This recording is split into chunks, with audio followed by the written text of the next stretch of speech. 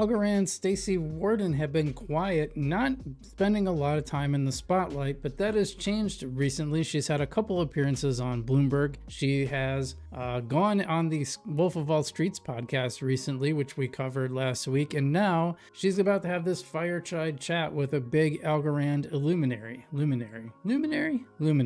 Let's get into that right now in this Algorand news segment. This is Staci Warden directly. Tomorrow, I am doing a fireside chat with Chris Peikert on the quantum threat to blockchain. I say luminary because Chris Peikert invented some of the science that is going into post-quantum security. He's the man. Okay, so this is a guy you want to pay attention to, right?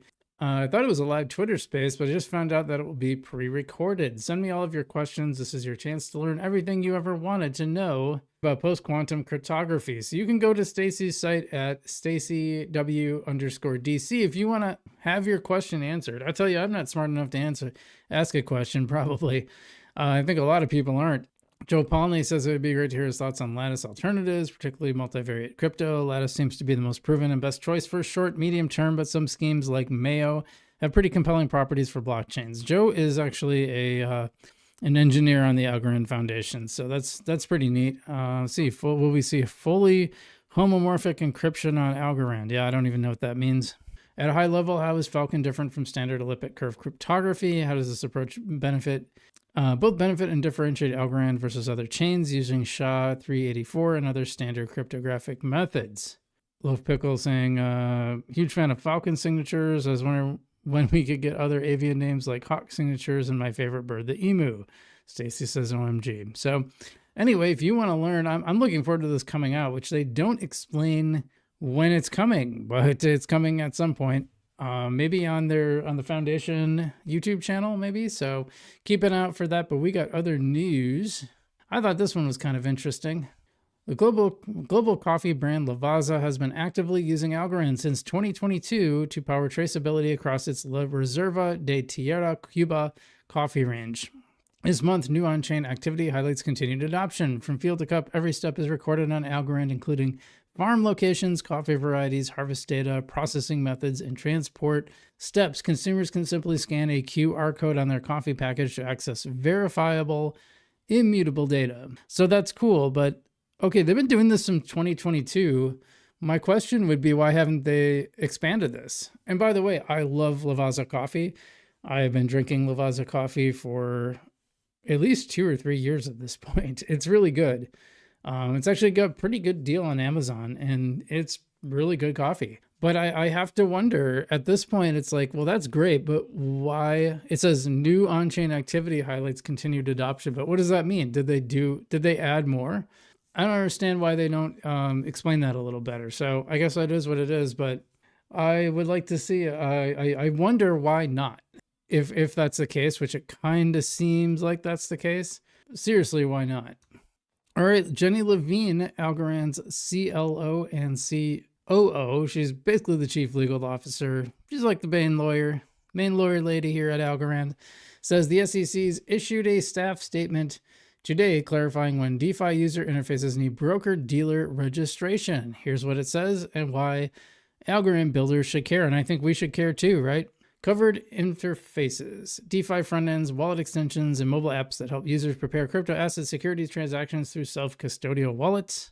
The safe harbor conditions to avoid registration: non-custodial, non-discretionary, no order routing decisions, no solicitation on trade recommendations, connects only to permissionless on-chain protocols, and fixed neutral fee structures only. The line the SEC is drawing: passive software that connects users to on-chain protocols is not automatically a broker. The moment you add custody, off-chain order routing, or trade recommendations, you're inside the broker regime, regardless of what you call your product. In other words, got to keep your hands off, right? It's got to be all decentralized. Scope check. This guidance covers crypto asset securities only. ALGO has been classified as a digital commodity, so Algorand-based DeFi isn't automatically in scope for broker registration in the first place. Well, there you go. It doesn't even matter. Only matters if you're a security asset. Now, why it still matters for Algorand builders: if your dApp interacts with any tokenized asset that could be characterized as a security, so like tokenized stocks, tokenized version of NVIDIA, this applies. These conditions define the line between building freely and triggering registration requirements. This is a staff statement, not a rule. It takes effect today and lasts through April 2031 unless changed. The comment period is open with submitting if your project is affected. So I don't know, some of you older folks like me, you see 2031, it seems like impossibly in the future. And then you think, oh, that's like 5 years away. That's crazy. Yeah, so anyway, bottom line, Algorand mostly safe from this anyway. And it just means you have to register if you're actually handling securities, and you do so in kind of a hands-on manner. So if you're not touching it, if it's all decentralized and the platform's doing the work, then you're probably fine anyway. But I thought that was worth covering. Here's some cool stuff from Para. US users, we have another one for you. Coinbase is now integrated through RealMeld for better rates on your on-ramp experience. And King says, yeah, they're getting better. Appreciate this. The earlier fees were pretty insane. This helps a lot. He says we have other solutions in the pipeline as well for more frictionless, stable on and off ramping with better rates. Yeah, the on and off ramping is always like the difficult part. It really is.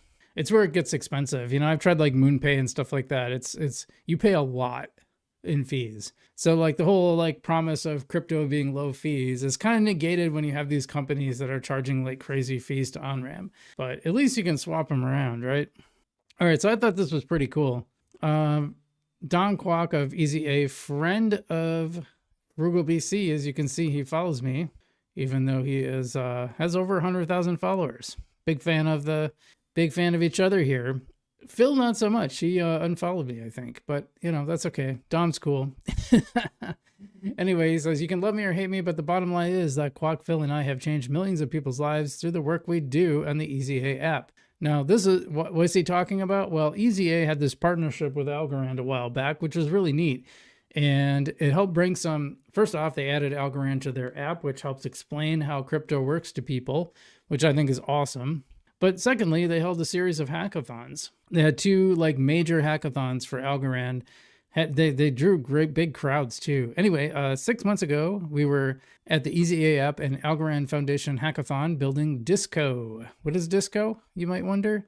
It is connecting local AIs into one big network. Faster, cheaper, and fairer AI. Chat locally, earn globally, built on Algorand. Pretty neat, huh? We should probably follow that, huh? Yeah, we'll follow that. Oh, we are following. Okay. Now today we're meeting Emily M4K, our local MP in the House of Parliament, to talk about the UK's AI strategy. Massive thanks to ACT members for hosting. Kwok says we're changing the world with it. Just the beginning. Pretty neat stuff. So yeah, I think this is great. This is a company that was built on the EasyA hackathon for Algorand, and then is now actually influencing members of Parliament in the UK. What does MP stand for? See, I would think PM for like parliamentary member, but member of parliament maybe? I don't know. I'm not a UK guy. I mean, I like them, but like I don't know them. I don't know the UK all that well. Never been there. Be interesting to visit sometimes. I always thought it'd be neat to watch like some kind of football match. What you guys call football. I don't call it football. I call football. Anyway, Sarah Jane saying, oh, by the way, ALGO fam, ALGO devs, you can now view the X402 on Algorand page in the developable portable page. It includes a tutorial for client-side and resource server setup, so agents can transact using Glow Plausible as the facilitator. Let me know how it goes. Now, if you're wondering what X402 is, it's a payment standard for agents to make payments to other agents. And if you're wondering why that matters, it's because, you know, these agent payments are going to happen they need to happen really fast, and they need really low fees, and there's going to be a ton of them. And it's going to be how your agents go out and do things in the world eventually. Right now, it's kind of a handful of hobbyists using them, but this is going to be a big thing going forward. So Algorand X402 is the payment standard. Algorand supports it amongst a number of other standards, but X402 is like the Coinbase developed standard. It's probably going to be the most likely standard. And I think Algorand has I think this is going to be a big use case for Algorand is these agent-to-agent payments. So agents are different from like language models in that they can actually perform actions in the world.